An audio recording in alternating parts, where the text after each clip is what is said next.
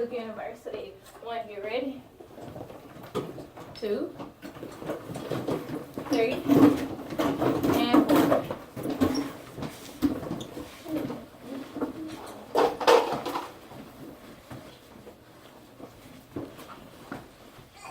Make sure you're on your spot. Go ahead and sit on your bottom. Check your bodies.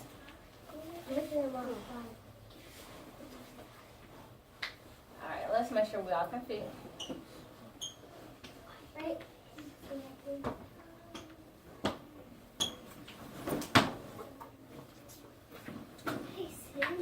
Alright, class. Today, for our read aloud, we're going to be reading a story called The Ancient Greeks.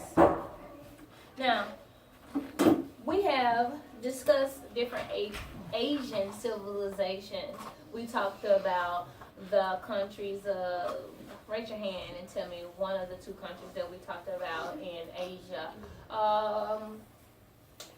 Nicholas, give me one country that we talked about in Asia.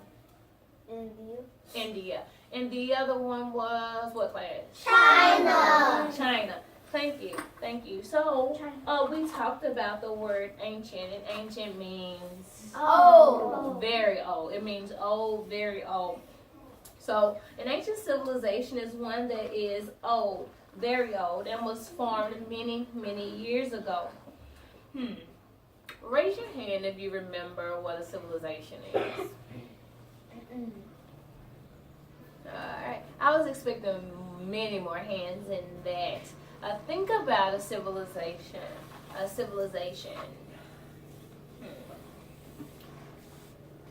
Now, take a second, about 30 seconds, and discuss what you remember about a civilization with friends.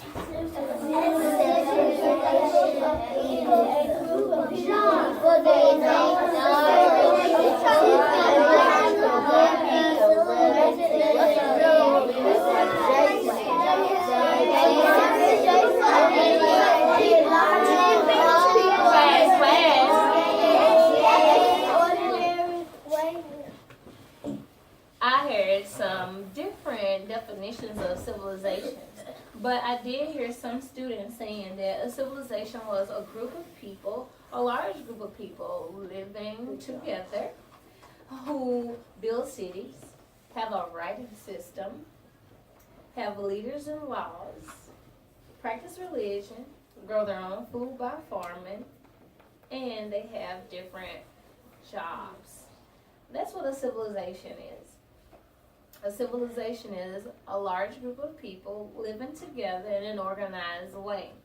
They have a writing system, they build cities, they have leaders and laws, and they have different jobs. And farming is one of their jobs because they have to work together to farm. Now, there are many groups of people around the world from ancient and modern times that have done these things. Quickly. Get it from the rest of them.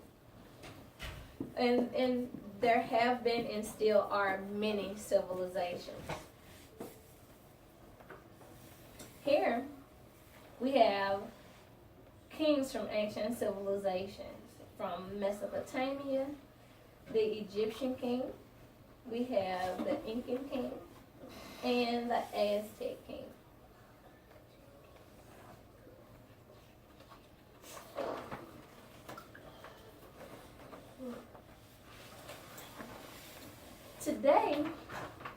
Today, you are going to hear about a civilization that was developed after the ancient Chinese civilization. Deshaun. Those ones look the same. A little. What looks the same? This one and this one look the same. A little. The kings, are you referring to their headwear? They both have headwear. It's just their face and their skin color. Okay. That has to do with probably the locations or the times that they were kings. Let's stay on task because we actually have already discussed these. These were from first grade when they were covered when we talked about the Mesopotamian and the Egyptian kings. Today we're talking about a civilization that actually started after the Chinese civilization. This civilization developed in an area across the Atlantic Ocean on the continent of Europe.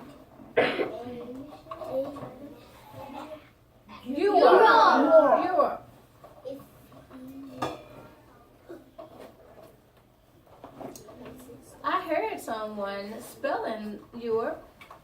Cameron, spell Europe for us out loud. Europe. Class, do you see Europe on the globe? Yes. Jocelyn, can you touch it for us so everybody can make sure that they see it?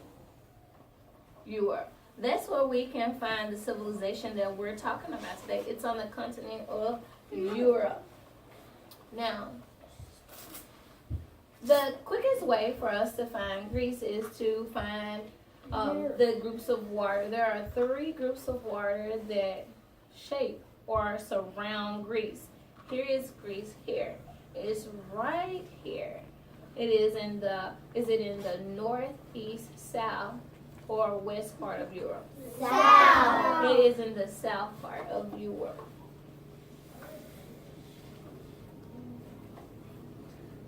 South is going down.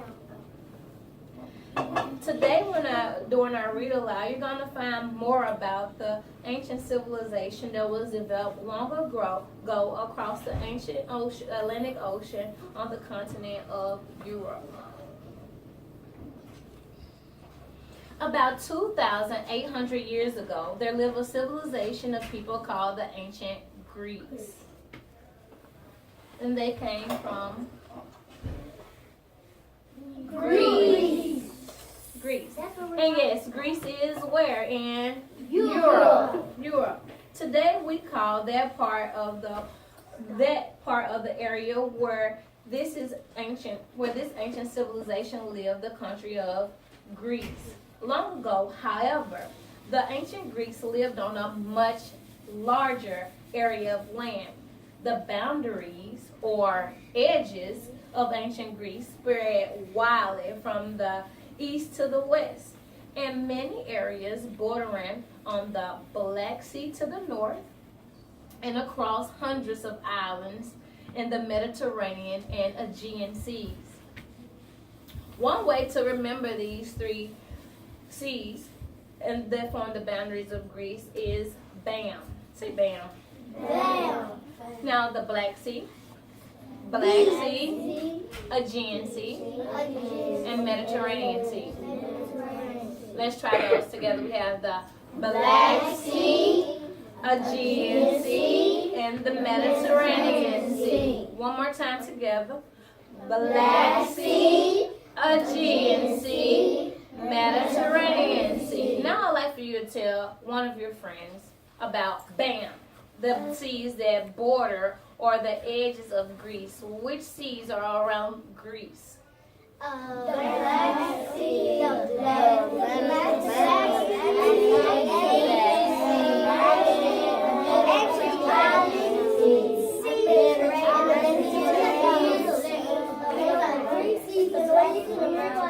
One last time, tell them one more time.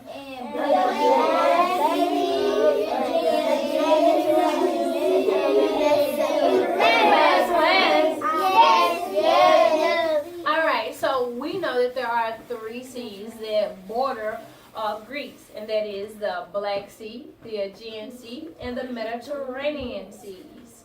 Expeditions by land or expeditions are journeys.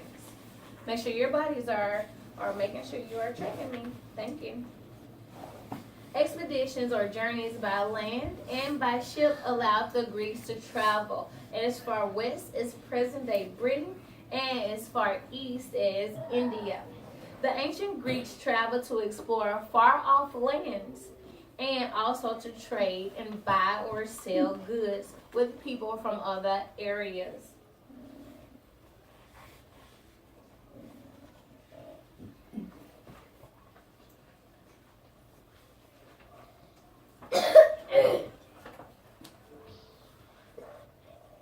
Here is a map of ancient Greece.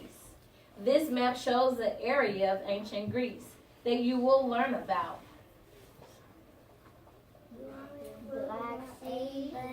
Here's the Black Sea, Aegean Sea. The And we know Mediterranean Sea. and the Mediterranean Sea. Why is ours there?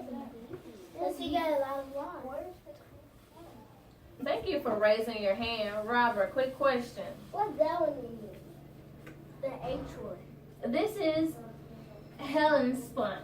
This is a small place here over there in the Persian Empire. Please, let's stay on task, class. I would love to answer all of your questions.